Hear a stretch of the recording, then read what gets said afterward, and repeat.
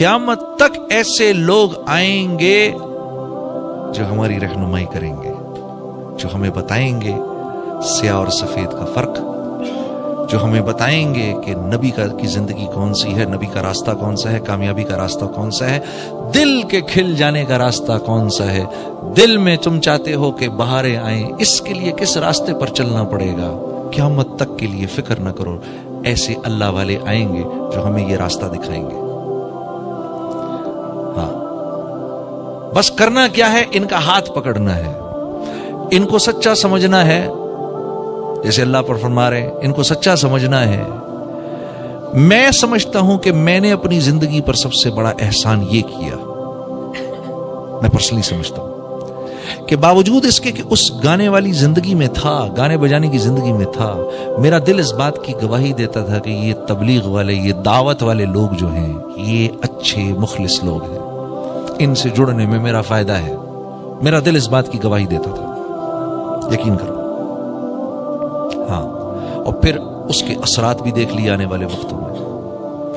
مجھے آج تک یاد ہے 16-17 ہزار آدمی کا کراؤڈ سامنے بیٹھا ہوتا تھا، اور گاڑی میں باہر مولوی طارق جمیل صاحب اور ان کے ساتھی بیٹھ کے میرا انتظار کر رہے ہوتے تھے۔ جب پروگرام ختم ہوتا تھا اوپر جاتا تھا، جا کر اپنا شلوار قمیض پکڑتا تھا، پہنتا تھا، نہاتا تھا، دھوتا تھا، خاموشی سے چھپ چھپا کر آتا تھا، ان حضرات کی گاڑی میں بیٹھتا تھا اور یہ مجھے مسجد لے جاتے تھے۔ میرا دل اس بات کی گواہی دیتا تھا یہ اچھے لوگ ہیں، ان سے جڑے رہنا جنہیں، باوجود اس کے کہ ان کی بات کبھی سمجھ میں آئے نہ آئے۔ اور دعوت کی بات تو اتنی سیدھی سادی ہے کہ اس کو تو مطلب ہے کہ کوئی یہ کہہ نہیں سکتا کہ ہمیں سمجھ میں نہیں آتی، وہ اللہ سے ہوگا، اللہ کریں گے۔ یہ ہاں سمجھ میں تو آتی ہے، دل نہیں مانتا، یہ ایک دوسری بات ہے۔ اللہ کریں گے، دل سمجھ تو آتی ہے بات، دل نہیں مانتا کہ اللہ واقعی اللہ سے ہو جائے گا۔ رائمنڈ پہنچا، پہلا سبق سیکھا، پہلا سبق سنا، اور سنتے ہی میں نے کہا نہیں نہیں نہیں نہیں، یہ میں کس جگہ آ گیا، مجھے نکالو یہاں سے، مجھے ادھر سے نکالو۔ پہلا سبق رائمنڈ پہنچتے جو سنا، ہاں، محنت سے مال نہیں ملتا، مال سے چیزیں نہیں ملتی، چیزوں میں راحت نہیں، راحت اللہ کے حکموں میں ہے۔ پہلا سبق جو رائمنڈ میں سنا، اور سنتے ہی دماغ نے فوراً انکار کر دیا، یہ کیا باتیں کرتے ہیں یہ لوگ، آسمانی باتیں۔ یا میں نے ایک مولانا سے عرض کی ادھر، میں نے کہا مولانا یہ کیا آپ آسمانی باتیں کرتے ہیں؟ کہتے ہیں الحمدللہ ہم واقعی آسمانی باتیں کرتے ہیں، ہماری ساری باتیں یا تو آسمان سے اوپر کی ہیں یا زمین سے نیچے کی ہیں، بیچ کا ہمیں کچھ نہیں پتا۔ اور واقعی رائمنڈ کے مقیموں کو واقعی بیچ کا کچھ نہیں پتا۔ عجیب، دماغ نے فوراً انکار کر دیا، نہیں نہیں یہ کیا بات ہے یار، محنت سے مال نہیں ملتا تو پھر مال کہاں سے آتا ہے؟ مال نہیں ہوگا تو چیزیں کہاں سے آئیں گی؟ اور چیزیں نہیں ہوں گی تو سکھ کیسے ملے گا؟ ہاں، اوہ ہو، یہ تو اتنا بولنا پڑے گا وظیفے کی طرح، جیسے اللہ اللہ اللہ اللہ بولتے ویسے بولنا پڑے گا۔ اب میرا ایک دوست، میں نے اپنے ایک دوست کو دیکھا ذکر کر رہا، وہ ذرا سی اونچی آواز میں ذکر کر رہا، تو اب اگر کوئی کر رہا ہے سبحان اللہ الحمدللہ، تو سمجھ تو آ رہی ہے نا کیا آپ ذکر کر رہا ہے، یا اللہم صلی اللہ علیہ وسلم، سمجھ میں آ رہی ہے کیا ذکر کر رہا ہے، استغفر اللہ العظیم، سمجھ میں آ رہا ہے کیا؟ اب وہ ذکر کر رہا، اب اس کا ذکر یہ چل رہا، دنیا دھوکے کا گھر ہے مچھر کا پر ہے، دنیا دھوکے کا گھر ہے مچھر کا پر ہے، دنیا دھوکے کا گھر ہے مچھر کا پر ہے، دنیا میں کیا بول رہا ہے بھائی؟ تو کہہ رہا میں بول رہا ہوں دنیا دھوکے کا گھر ہے مچھر کا پر ہے، دنیا دھوکے کا گھر ہے مچھر کا پر ہے۔ ارے یہ کون سا ذکر ہے؟ کہتے ہیں بھائی یہی تو سب سے ضروری ذکر ہے یار، یہی تو سمجھ نہیں آتی، میں یہ 300 دفعہ پڑھتا ہوں روز، دنیا دھوکے کا گھر ہے مچھر کا پر ہے، دنیا دھوکے کا گھر ہے مچھر کا پر ہے، اور دل اندر سے کہتا ہے نہیں، میں پھر کہتا ہوں دنیا دھوکے کا گھر ہے مچھر کا پر ہے، دل کہتا ہے نہیں، میں پھر کہتا ہوں دنیا دھوکے کا گھر ہے مچھر کا پر ہے، دل کہتا ہے نہیں۔ مان بھی جاتا ہے ہاں ٹھیک ہے، لیکن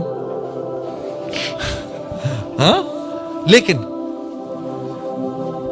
کا مطلب کیا ہے؟ پچھلی ساری باتیں جو تھیں وہ تو فضول تھیں، اب جو بات کرنے والوں میں یہ ضروری بات ہے. حالانکہ اگرچہ چونکہ چنانچہ اس کا مطلب جتنی پہلی باتیں تھی نا وہ تو بھائی بھول جائیں آپ. یہ اللہ سے کرتے ہیں جی ہاں ماشاءاللہ اللہ سے ہی ہوتا ہے. لیکن جنید صاحب بات یہ ہے, اصل بات یہ ہے. اچھا وہ پہلی بات کیا تھی؟ ہاں تم ایسے کر دو, اس کو ایسے کر دو. ہاں ہاں ٹھیک ہے, ضرورت پڑ جاتی ہے کبھی کبھار, آدمی کے منہ سے جھوٹ بھی نکل جاتا ہے, آدمی کبھی کبھار ہو جاتا ہے, بے ایمانی ہو جاتی ہے, ٹھیک ہے ہو جاتی ہے. لیکن جنید بھائی میں نے یہ عرض کرنا ہے, بات یہ ہے کہ یہ سارے کے سارے معاملات اللہ کے ہاتھ میں ہیں. ایسے ہو جائے گفتگو, ہاں لیکن جو ہے وہ اللہ سے پہلے لگے, اللہ کے بعد نہ لگے. ہاں تو یہ بول جتنے بولیں گے بولیں گے بولیں گے بولیں گے بولیں گے, اللہ کی قسم یہ بول سچے ہیں, کیونکہ اللہ کی تو ساری باتیں سچی ہیں. ہمارے یقین کمزور ہیں, ہمارے یقین کمزور ہیں. جب یقین قوی ہو جاتا ہے نا, جب یقین قوی ہونے لگتا ہے تو اللہ کی قسم دل آپ کی اس بات کی گواہی دے گا, اب دعا مانگو ابھی قبول ہوگی. مانگو اب دعا, اور آپ دعا مانگیں گے اس وقت, آپ دعا مانگیں گے دعا قبول ہوگی. جس وقت بات بن رہی ہے دعا نہیں, یار پتہ نہیں ہوتی نہیں ہوتی, اس کا مطلب میرا اپنا یقین کمزور ہے. یار میرا اپنا یقین کمزور ہے. جو رب یہ کہہ رہا ہے وَنَحْنُ أَقْرَبُ إِلَيْهِ مِنْ حَبْلِ الْوَرِيدِ, جو رب یہ کہہ رہا ہے ارے میرے بندے تو کہاں مجھے ڈھونڈ رہا ہے, میں تو تیری شارک سے بھی زیادہ قریب ہوں, میں تو اتنا قریب ہوں, اندر ہوں تیرے. وَهُوَ مَعَكُمْ أَيْنَمَا كُنْتُمْ, اتنا حوصلہ ہوتا ہے یہ سن کے, وَهُوَ مَعَكُمْ أَيْنَمَا كُنْتُمْ, گھبراؤ نہیں, تم ادھر بیٹھے ہو میں تمہارے ساتھ ہی ہوں. یہی تو موسیٰ علیہ السلام کو اللہ نے فرمایا تھا. موسیٰ علیہ السلام کو یہی کہا تھا نا, گھبراؤ نہیں, جاؤ لے کر اپنے بھائی کو ادھر, میں تمہارے ساتھ ہوں. تو جب ہارون علیہ السلام سے موسیٰ علیہ السلام نے یہ بات کی تو موسیٰ علیہ السلام نے یہی بات کی تھی. ہارون علیہ السلام نے ان سے یہی کہا تھا کہ بھائی کدھر بھائی کدھر, فرعون کہاں جا رہے ہو, فکر نہیں کرو, اللہ نے کہا ہے اللہ ہمارے ساتھ ہے, ان اللہ معنا, اللہ ہم دونوں کے ساتھ ہے, گھبراؤ مت, چلتے ہیں. تو یہی بات رسول اللہ صلی اللہ علیہ وسلم نے حضرت ابوبکر صدیق سے بھی فرمائی تھی, ابوبکر گھبراؤ نہیں, ان اللہ معنا, اللہ ہمارے ساتھ ہے. وہی رب مجھے تمہیں بھی کہہ رہا ہے گھبراؤ نہیں, وَهُوَ مَعَكُمْ أَيْنَمَا كُنْتُمْ, تم جدھر ہوتے میں تمہارے ساتھ ہی ہوتا ہوں, گھبراؤ مت. اب وہ حضرات اتنے اطمینان سے اللہ کی اس بات کو کیسے مان گئے, اور مجھ سے کیوں نہیں مانی جا رہی؟